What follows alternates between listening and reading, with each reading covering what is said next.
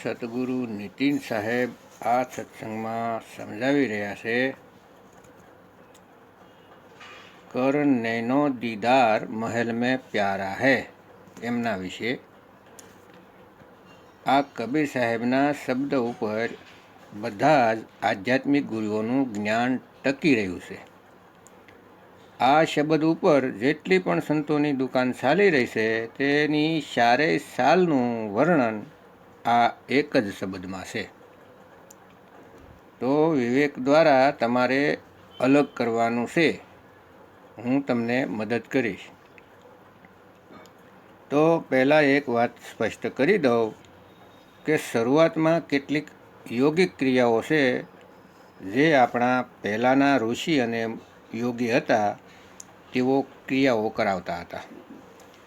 ભક્તિ શરૂ કરાવવા માટે, શરીરની ઉંમર વધારવા માટે અને ધ્યાન લગાવવા માટે. તો શરૂ કરીએ. કર નૈનો દીદાર મહેલ મેં પ્યારા હૈ.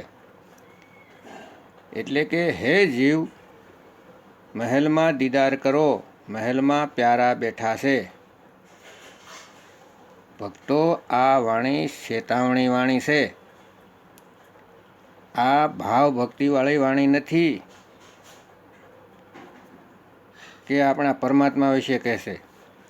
આ ચેતવણી વાણી છે જીવના માટે. કહેવાનો મતલબ કે કબીર સાહેબે જ્યારે જોયું કે બધા જ જપી તપી સંન્યાસી યોગી જેટલા પણ છે તે બધા જ ક્યાં ક્યાં આ શરીરમાં ઉલજી ગયા છે. તે લોકોને ડાયરેક્ટ ના ન કહી દીધું કે તમે આ ન કરો.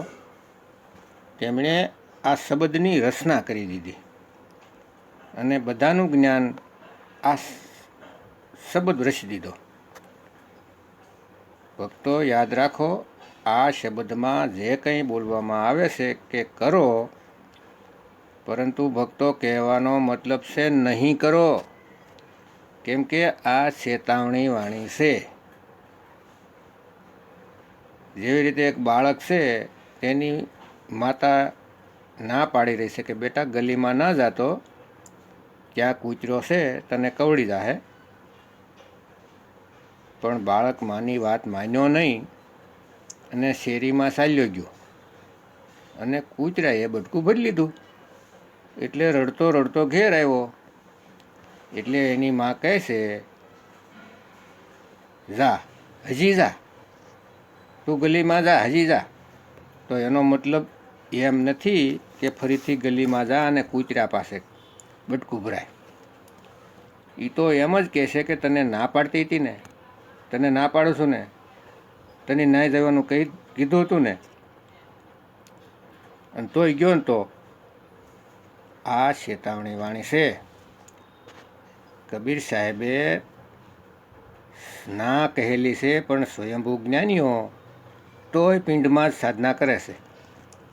આને સમજવું પડશે કે ક્યાં ક્યાં શું કહે છે, તે તમને બતાવતો રહીશ. કર નૈનો દીદાર મહેલ મેં પ્યારા હૈ. કામ ક્રોધ મદ લોભ વિસારો. શીલ સંતોષ સીમા સત ધારો. મદ માસ મિથ્યા તજ ધારો. હો જ્ઞાન ઘોડે અસવાર, ભરમ સે ન્યારા હૈ. કર નૈનો દીદાર મહેલ મેં પ્યારા હૈ. તો આ પહેલી કડીમાં કબીર સાહેબે એક વાત ક્લિયર કરી દીધી કે ચારેય સાલમાં જવા માટે તમે કોઈ પણ સાલ પકડો, કોઈ પણ ગુરુ ધારણ કરો. પહેલી જ કડીમાં કહી દીધું કે તમારે શું કરવું પડશે. કામ, ક્રોધ, લોભ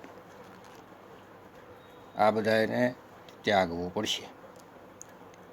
અને શીલા સંતોષ મત, પોતાને શીલવંત બનાવવા પડશે. સંતોષ એટલે કે વધારે માયાની પાછળ દોડવાનું નથી, પૈસા નથી કરવાનું, ક્ષમા કરવાનું છે. અને સત ધારો એટલે વિવેક દ્વારા પરખ કરીને સત્યને અપનાવો. મદમાસ મિથ્યા તજદારો એટલે કે માંસ મટન જેટલું પણ છે તેનો ત્યાગ કરો. ખોટું બોલવું નહીં, અને જ્ઞાનના ઘોડા દોડાવવાનું શરૂ કરો. તેની ઉપર બેસી જાઓ અને ભરમથી બહાર નીકળી જાઓ.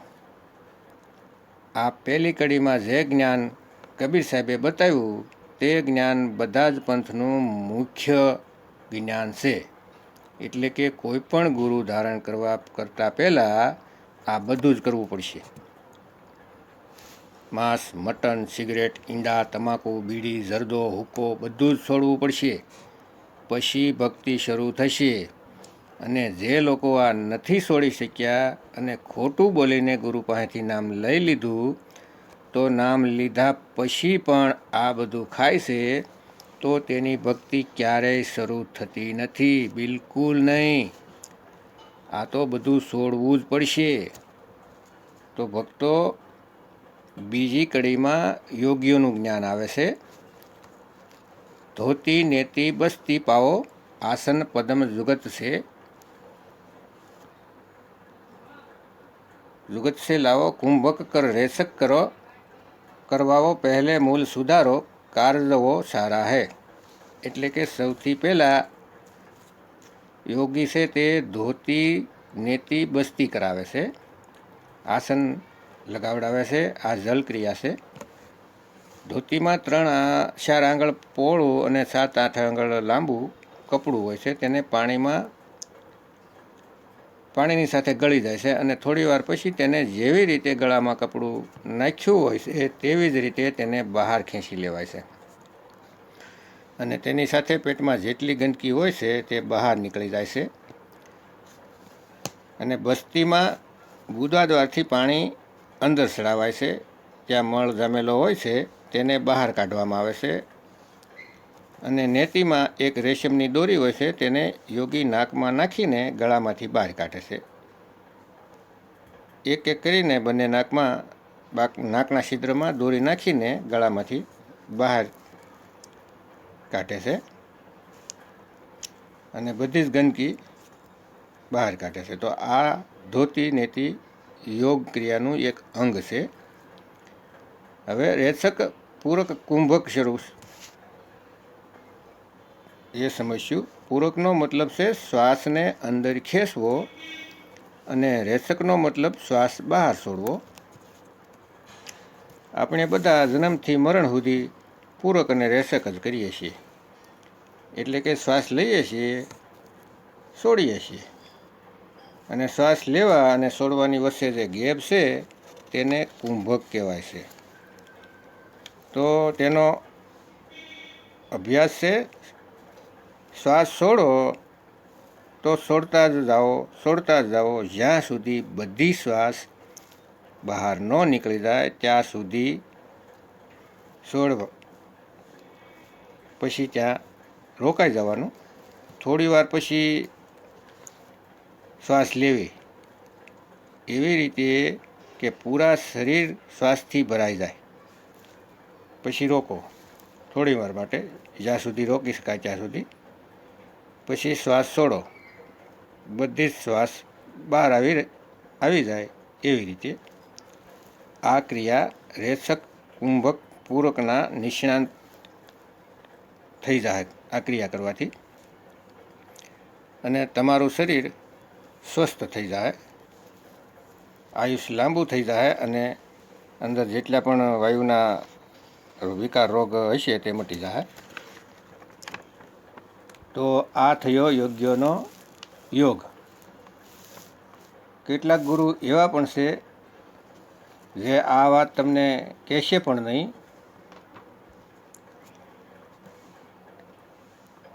આ લાઈન જલ્દી બોલીને પૂરી કરી દેશે. કેમ કે લોકો પૂછશે કે ગુરુજી તમે પહેલી કડી તો છોડી દીધી, પહેલી કડી તો કરાવી નહીં અને બીજી પોળી પકડી લીધી. જેમ કે કેટલાક પંથ ત્રિકુટીથી શરૂ કરે છે, તો તેને સવાલ પૂછી શકે છે લોકો કે ભાઈ નીચેથી કેમ શરૂ કરતા નથી, પહેલી પોળી છોડી દે છે.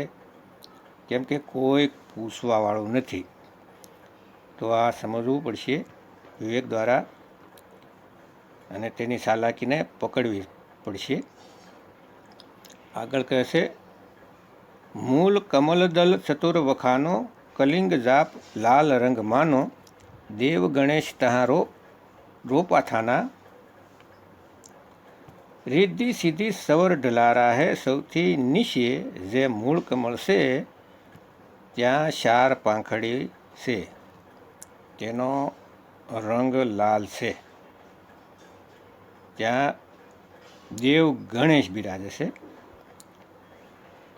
ત્યાંથી સુરતીને આગળ નથી જવા દેતા. ત્યાં સુધી સુરતી પહોંચે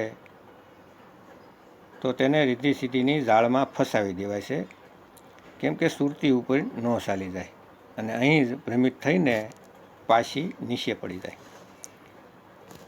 આગળ કહે છે,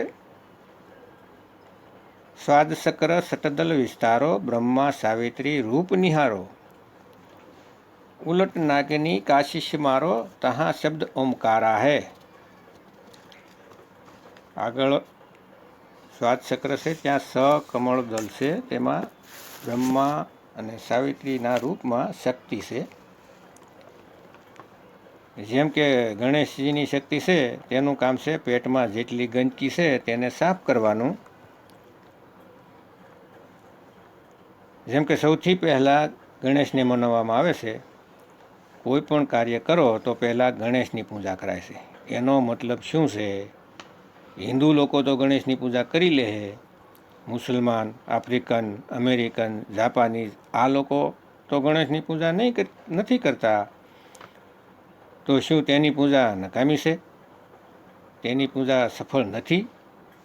કેમ કે ગણેશ પૂજા કર્યા વગર તો કોઈ પૂજા સફળ થતી નથી. તો ભક્તો, આ પૂજા નથી જે તમે વિચારો છો, થાળી ઘુમાવીને આરતી કરવાની નહીં. ગણેશનું કામ છે જેટલો પણ પેટમાં મળશે તે ગંદકી હોય છે તેને બહાર કાઢવી. જો તમે યોગ ક્રિયાઓને જોશો તો એક ગણેશ ક્રિયા પણ હોય છે. તમારી દિનચર્યામાં સવારે ઉઠીને પહેલું કામ પેટની સફાઈ કરવાની છે, પછી બાકીના બધા કામ થાય છે. અને જો સવારે ઉઠીને ફ્રેશ નથી થયા તો તમને કબજિયાતની પ્રોબ્લેમ થશે, ઘણી બધી પ્રોબ્લેમ શરૂ થઈ જાય. આ ગણેશ ક્રિયા કહેવાય છે. સવારે સૌથી પહેલાં ફ્રેશ થવું એ જ ગણેશ મનાનું કહેવાય છે.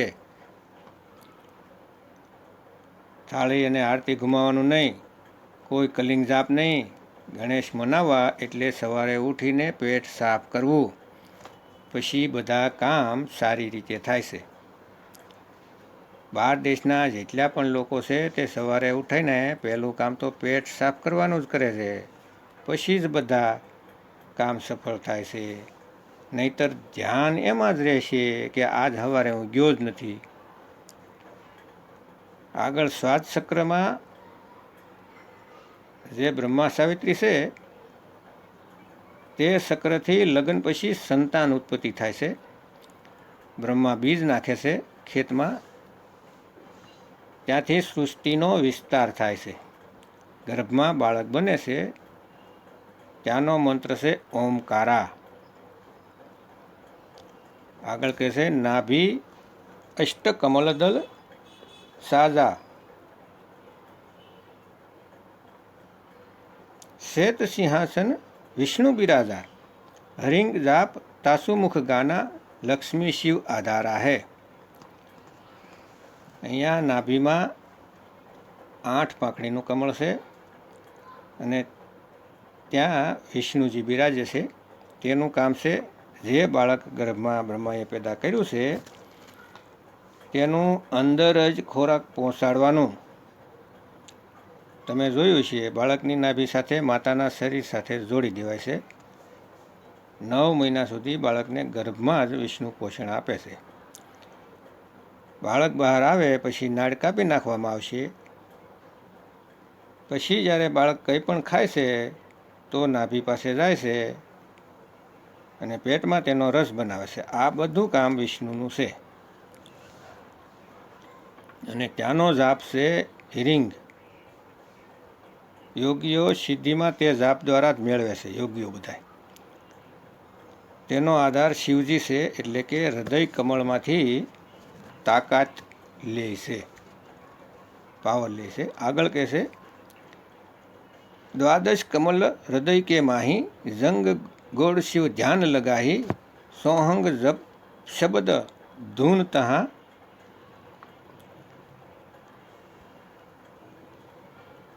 सारा गण करे जय जयकारा। તે હૃદયમાં 12 પાંખડીનું કમળ છે, ત્યાં શિવ બિરાજે છે। તેનું કામ છે, તમે જોયું છે કે શિવજી પાસે ડમરું છે, ડમરું ચાલે છે ડમડમ ડમડમ। શિવજીનું કામ છે ડમરુની જેમ દિલની ધડકન ચલાવે છે, તેને રોકવાનું એટલે કે સંહાર કરવાનું। જે બ્રહ્માજીએ પેદા કર્યો છે, જેને વિષ્ણુજી પાલન કરે છે, તેનો જ સંહાર કરવાનું શંકરનું કામ છે।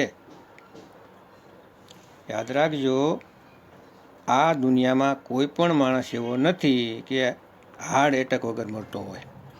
હાર્ટ એટેકનો મતલબ છે દિલની ધડકન બંધ થઈ જાય। જ્યાં સુધી દિલની ધડકન ચાલુ છે અને દિમાગ બંધ થઈ ગયું છે, બધું કોમામાં છે, પણ ધડકન ચાલે છે, તો ડેથ સર્ટિફિકેટ મળશે નહીં। ડેથ સર્ટિફિકેટ તેને જ અપાય છે જેનો સંહાર શંકરજીએ કરી દીધો છે, જેનું ડમરું શંકરજીએ રોકી દીધું છે। અને શંકરનું તાંડવ શું છે? જ્યારે પણ કોઈનું મોત આવે છે, જ્યારે કોઈ બીજાને મારવા જાય છે, ત્યારે ધડકન 10 ગણી વધી જાય છે। એ જ તાંડવ નૃત્ય છે શંકરજીનું। જ્યારે તાંડવ શરૂ થાય તો સમજી લેવું કે 2માંથી 1નું મૃત્યુ ચોક્કસ છે। જેમ કે કોઈનો ઝઘડો થયો હોય તો દિલની ધડકન ફાસ્ટ થઈ જાય છે। 2માંથી 1ને તો શંકર ખતમ કરી જ દે, અને ત્યાંનો શબ્દ છે સોહં। ત્યાં તેનો જય જયકાર થાય છે। જે લોકો આ કમલની સાધના કરે છે, તેને તે નજારો સુરતીને દેખાય છે। આ ભ્રમજાળ બતાવાય છે। આગળ કહે છે, 16 દલ કમલ કંઠ કે માહી તેહી મહાવસે અવિદ્યાબાઈ હરિહર બ્રહ્મા સવર ઢળાઈ જहाँ સરિંગ નામ વિશારા। એટલે કે કંઠ કમળ છે, ત્યાં 16 પાંખડીનું કમળ છે, તેમાં માતાનું એક રૂપ બિરાજે છે, વિદ્યાની દેવી સરસ્વતી ના રૂપમાં બિરાજે છે। તેનું કામ છે દુનિયાની જેટલી ભાષા છે તે અવિદ્યાબાઈ ગળાથી બોલાવે છે। એ મનના હુકમથી બોલે છે। મન ખુદ નથી બોલી શકતું કે તેને શું જોઈએ છે। જેમ કે તમે બેઠા છો દોસ્તોની સાથે અને તમારા મન કહે કે સિગરેટ પીવી છે, મનમાં વિચાર કરશો તો દોસ્તોને નહીં ખબર પડે, કેમ કે મન બોલી શકતું નથી। એટલા માટે આ મને તેની ઘરવાળીને કામ સોંપેલું છે કે જે કંઈ હું વિચારું તેને કંઠ દ્વારા બોલીને આ દુનિયાને બતાવો કે મારો શું હુકમ છે। તે વિદ્યાબાઈ પોતાના પતિનું જે પણ ઈચ્છા છે તેને બોલીને બતાવે છે। એના હુકમ પ્રમાણે બધું બોલે છે, અને એ બ્રહ્મા વિષ્ણુ મહેશને હુકમ કરે છે।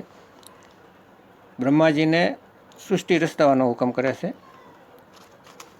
કહે છે કે બીજ નાખો, અને વિષ્ણુજીને હુકમ કરે છે બ્રહ્માજીએ ઉત્પન્ન કર્યું છે તેનું પાલન કરો, અને શંકરજીને આદેશ આપે છે સમય આવે એટલે તેનો સંહાર કરો। આના દ્વારા 3 ગુણોના દ્વારા સૃષ્ટિ પેદા થાય છે, પાલન થાય છે અને ખતમ થાય છે। ત્યાંનો મંત્ર છે શ્રીરંગ।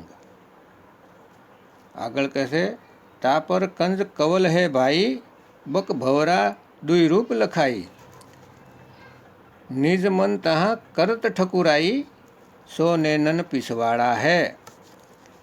કહે છે કે આ કમળ છે ત્યાં ખજાનો છુપાયેલો છે।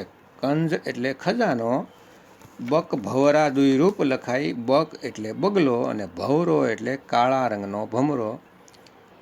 એટલે કે ત્યાં કાળો અને સફેદ બે પ્રકારનો પ્રકાશ દેખાય છે. જેમ કે આપણે આંખ બંધ કરીએ તો પહેલાં કાળો અંધારું દેખાય છે, પછી જેમ જેમ અભ્યાસ કરતાં કરતાં સફેદ પ્રકાશમાં પરિવર્તન થઈને પ્રકાશ દેખાવા લાગે છે. જ્યોત દેખાય છે, તે જ્યોત પરમાત્મા નથી, તે મન છે. નાનક સાહેબ કહે છે, મન તું જ્યોત સ્વરૂપ હે. તો જેટલા પણ છે તે આ જ્યોતને પરમાત્મા માનીને ત્યાં જ રોકાઈ ગયા અને એવું સમજી લે છે કે અમને બધું જ મળી ગયું. જે લોકો કહે છે આંખોની પાછળ એક દીપક છે, તે લોકો મનને જ પરમાત્મા માનીને બેસી ગયા છે. આ જ વિડંબણા છે. કબીર સાહેબના જ્ઞાનને કોઈ સમજી શકતું નથી. કબીર સાહેબ કહે છે કે આંખ ન મૂંદો કાન ન રૂંધો, તનિક કષ્ટ મત ધારો, ખુલે નયન પહેચાનો, હસ હસ સુંદર રૂપ નિહારો. અહીં કબીર સાહેબે ક્યારેય આ રસ્તે જવાનું નથી કહ્યું. એ તો એમ કહે છે કે આંખ બંધ કરવાની જરૂર નથી.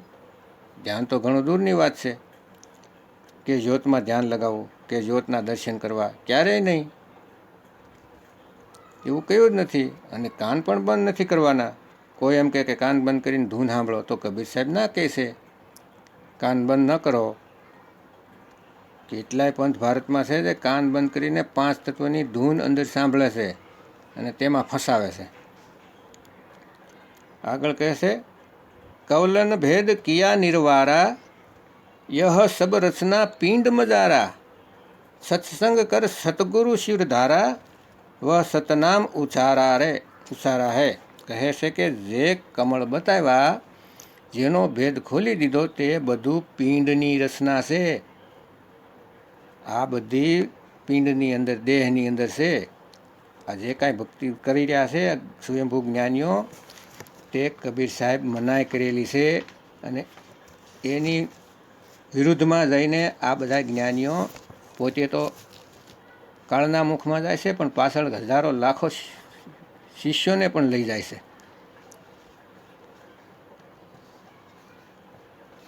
અહીં જે ભક્તિ કરે છે તે કીડીની સાલથી ભક્તિ કરે છે. કીડીની સાલથી અહીં સુધી જ પહોંચી શકાય છે. કીડીની સાલથી જે ભક્તિ કરે છે તે પોતાને સાકાર માને છે, અને આ ચક્રો દ્વારા ચડાઈ કરે છે તે પરમાત્માને પણ સાકાર માને છે. આવી રીતે મન ભ્રમિત કરીને રાખે છે. સાધક સમજી જ નથી શકતા કે મારી સાથે શું થઈ રહ્યું છે. તો ભક્તો, આ સત્સંગમાં સાફ સાફ કહેવામાં આવે છે. કબીર સાહેબ કહે છે કે પિંડની અંદર ધ્યાન નહીં લગાવો.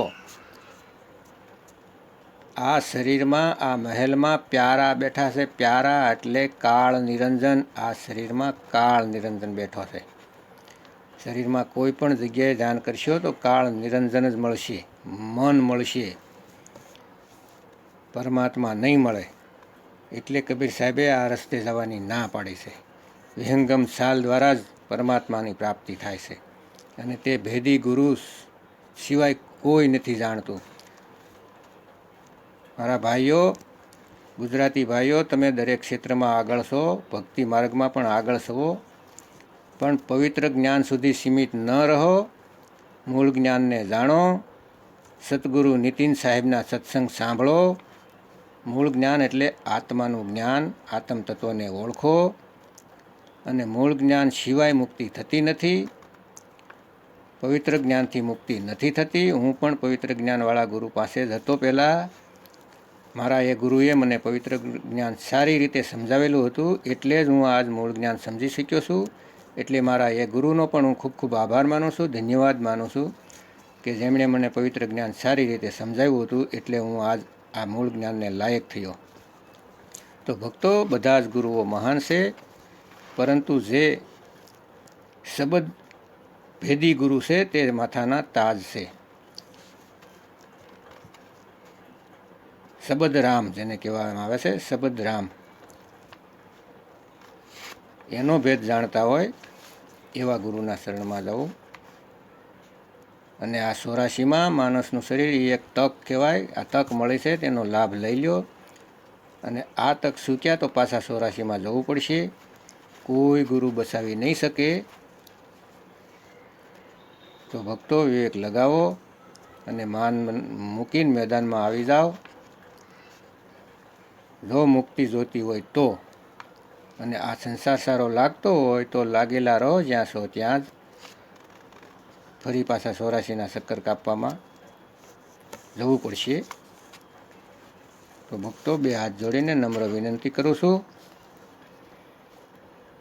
નીતિન સાહેબના સત્સંગ સાંભળો, એમનું જ્ઞાન જાણો અને પોતાના જીવનને ધન્ય બનાવો. જય ગુરુ નીતિન સાહેબ, જય ગુરુ વૈરાગ સાહેબ, જય ગુરુ મદન સાહેબ, જય જય મુક્તિના દાતા કબીર સાહેબની જય.